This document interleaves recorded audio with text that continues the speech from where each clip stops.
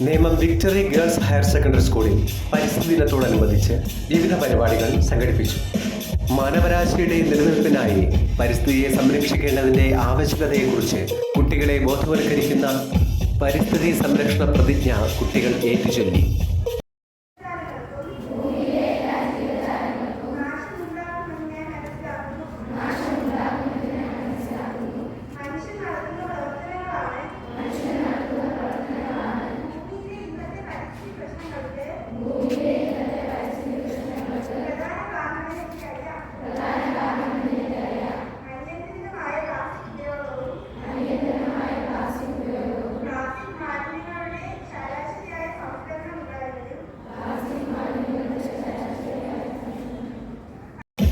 തുടർന്ന് സ്കൂൾ വളപ്പിൽ അധ്യാപകരുടെയും കുട്ടികളുടെയും സാന്നിധ്യത്തിൽ സ്കൂൾ മാനേജ്മെന്റ് കമ്മിറ്റി അംഗം ശ്രീമതി ലത വൃക്ഷത്തൈ നട്ടു.